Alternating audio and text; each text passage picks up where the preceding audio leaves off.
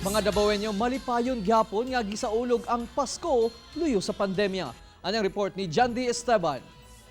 5, 4, 3, 2, 1. Merry Christmas! Luis family! Pinaagi sa pagginaksanay, pagmano sa mga katiguangan, pagtimbaya ug Merry Christmas sa matag miyembro sa pamilya ug simpleng salo-salo. Ingon ani gisaulog sa pamilyang Peñalosa ang Pasko karon tuiga dinhi sa Barangay 76-A. Malipayon gihapon luyo sa mga hagit nga dala sa pandemya.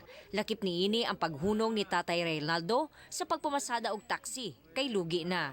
Sa unang tuig, bibo man to daghang tao kay wala man tay pandemya. Lahat ang kanros pandemya yang atong pailipay. O sige lang at least nga nakapakanta nanghalit nagpalipay gyapon na bisag gamay ra. Kining pamilyang Ragas giagi na lang sab sa pagsayaw ug pailog og kwarta alang sa mga bata ang kasaulugan sa Pasko. Hindi lagi pa mong kagalingon kay para urag dili ta makuyawan sa COVID. Ang importante. Importante maay taglawas. Samtang ang pamilyang Kilantang, pas lang una daw sila sa party, gumikan bawal. Wala nagkaon-kaon lang mi sa sulod. Dito na lang mi sa sulod kay bawal naman sa gawas.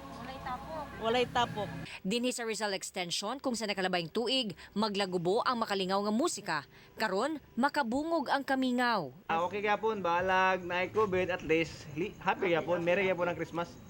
Ang uban, una gisugat ang Pasko, mitambong una sa Christmas Eve Mass.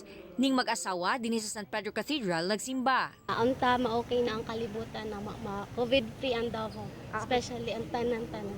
After this, sir, asa man mo karon nag-celebrate sa Christmas? Muli sa boarding. Sa dito na lang. Sige, salo-salo na ang hapon. Yes. Gipasabot usab ni Reverend Father Voltaire Dimol ang tinuod nga diwa sa Pasko. Kini ang paghinumdom sa sakripisyo sa Ginoo alang sa atong kaluwasan.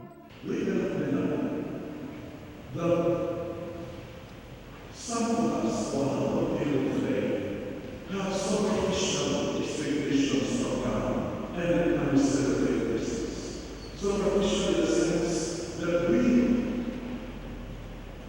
were captured by the spirit of commercialism and social aspects of Christmas. And I wonder whether we still have in our hearts the true essence of Christmas. Merry Christmas mga kapuso! Kauban si Mel Colmenares sa kamera. Ako si John D. Esteban para sa One Mindanao.